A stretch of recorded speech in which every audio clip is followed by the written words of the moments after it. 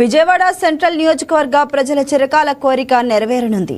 ప్రభుత్వ విపు ఎమ్మెల్యే బోండా ఉమా మహేశ్వరరావు చొరవతో నియోజకవర్గానికి కొత్త బస్సు సర్వీసులు నడపనున్నారు.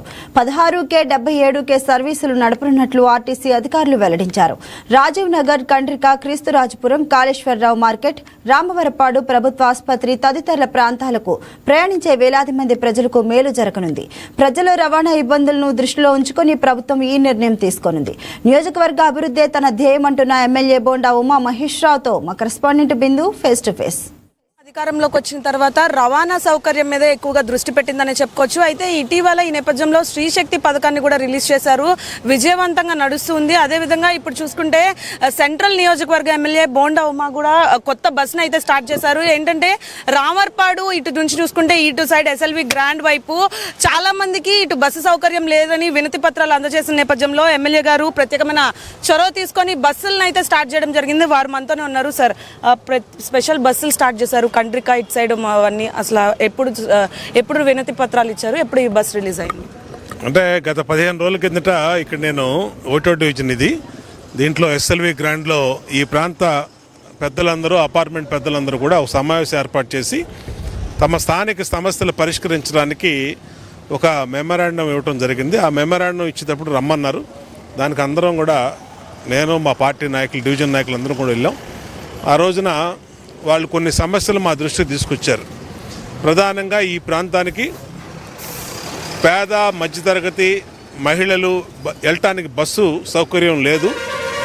ఇక్కడి నుంచి కాళేశ్వరం మార్కెట్ కానీ, కండ్రిక, బీసెన్ రోడ్డు, ఏలూరు రోడ్డు ఇవన్నీ కూడా మాకు ఇబ్బంది పడుతున్నామంటే వెంటనే ఆర్టీసీ అధికారులకు తెలియజేశాం. ఆర్టీసీ అధికారులు వెంటనే స్పందించి 10 రోజుల్లోనే కొత్త బస్సు ఈ రూట్లో 2 బస్సులు వేయటం జరిగింది. అలాగే స్థానిక సమస్యల్లో ఈ ప్రాంతంలో రోడ్డు అడిగారు. బ్రహ్మాండమైనటువంటి రోడ్డు కూడా ఒకటి వేసాం. అలాగే ఇక్కడ బోర్వెల్ వాటర్ నడుస్తుంది. ఇప్పుడు drinking water, municipal drinking water అడిగారు. దాన్ని కూడా ప్రతిపాదనలు సిద్ధం చేసాం. అది కూడా పని జరుగుతుంది. అలాగే స్ట్రీట్ లైట్ అడిగారు. స్ట్రీట్ లైట్లు కూడా ఏర్పాటు చేసాం. స్పీడ్ బ్రేకర్ అడిగారు. స్పీడ్ బ్రేకర్ కూడా ఏర్పాటు చేయడం జరిగింది. అంటే ఒక సమస్యని మా దృష్టికి తీసుకొచ్చినప్పుడు వెంటనే స్పందించి ఆ సమస్యని మరి లాజికల్గా కంక్లూడ్ చేయటం వల్ల ప్రజలు సంతోషంగా ఉన్నారు. అలాగే అది మేము అధికారం అనేది ఒక అలంకారం కాకుండా ఒక బాధ్యతగా తీసుకుంటాం. మా దృష్టికి వచ్చిన ప్రతి సమస్యని అధికారులు సహకారంతో దాన్ని పూర్తి చేస్తాం. ఇవాళ గవర్నర్పేట డిపో నుంచి శ్రీశక్తి పథకం పెట్టినాక 140 లక్షల మంది మహిళలు సద్వినియోగం చేసుకున్నారు. 38 కోట్లు ఇప్పుడే అధికారులు తెలియజేస్తున్నారు. దాని మీద ఖర్చు అయిందని చెప్పి, ఎంత ఖర్చు అయినా పర్లా ప్రజలకి మేము మాట ఇచ్చామో వాళ్ళకి, ప్రజలకి సౌకర్యవంతంగా, ప్రజలకి మెరుగైనటువంటి రీతిలో సర్వీస్ చేయడానికి అన్ని రకాలుగా మేము ముందుకెళ్తాం. సార్, ఇటీవల మీరు చూసుకుంటే అభివృద్ధి పనులపైన ఎక్కువ దృష్టి పెడుతున్నారు. మొన్న చూసుకుంటే దోబికానా, ఇప్పుడు ఆర్టీసీ బస్సులు, డ్రైనేజీలు కానీ, రోడ్లు కానీ, అదేవిధంగా మీ కొడుకులు ఇద్దరు కూడా అభివృద్ధి పైన దృష్టి పెట్టడంతో మిశ్రమ స్పందనలు కూడా వస్తున్నాయి. ఏమంటారు సార్? అంటే ఖచ్చితంగానమ్మా, అభివృద్ధి, సంక్షేమం. ఇప్పుడు చాలామందికి పెన్షన్లు రావట్లా, అంటే ఇంకా పెన్షన్లు ప్రభుత్వం ఓపెన్ చేయాల. మా సొంత డబ్బులతో మా అబ్బాయిలు కానీ, మేము కానీ పెన్షన్లు ఇస్తున్నాం మా సొంత డబ్బులతో ప్రతి నెల.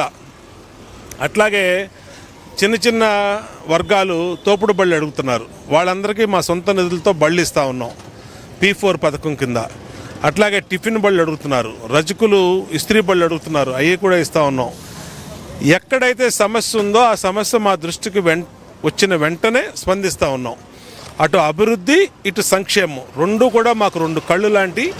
ఈ నియోజకవర్గంలో గతంలో 2014-19 శాసనసభ్యుడిగా పనిచేసినప్పుడు కూడా ఇదే వేగంతో పనిచేసాం.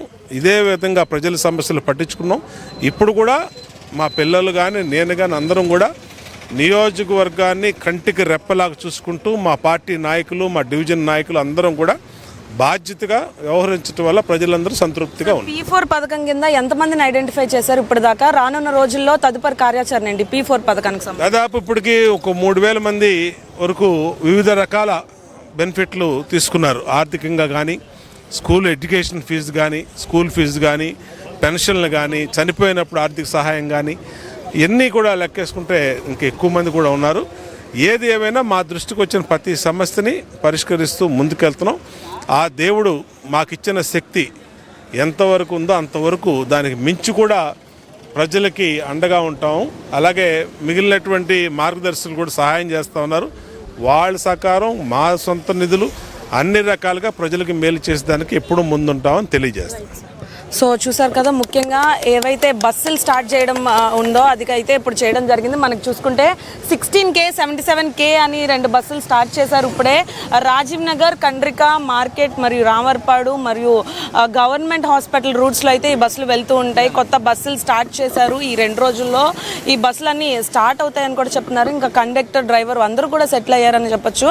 అయితే రానున్న రోజుల్లో సెంట్రల్ నియోజకవర్గం పరిధిలో ఉన్న ప్రతి ఒక్క సమస్యని కూడా ఎమ్మెల్యే బోండా ఉమా పట్టించుకుంటున్నామని చెప్తున్నారు. అదేవిధంగా ఇటు డ్రైనేజ్ సిస్టమ్స్ చూసుకున్నా మరియు దోబికానా వంటి ఏదైతే ప్రాబ్లమ్స్, ప్రధాన సమస్యలు ఉన్నాయో వాటిలన్నిటి మీదుగా దృష్టి పెడతామని చెప్తున్నారు. ఇంకా చూసుకుంటే P4 పథకం నుంచి దాదాపు ఇప్పటికే 2000 మంది కుటుంబాలకు సంబంధించి సమస్యలను ఐడెంటిఫై చేశారు. రానున్న రోజుల్లో తదుపరి కార్యాచరణలో కూడా ఈ P4 పథకాలని అమలు చేస్తామని కూడా ఎమ్మెల్యే చెప్పడం జరిగింది.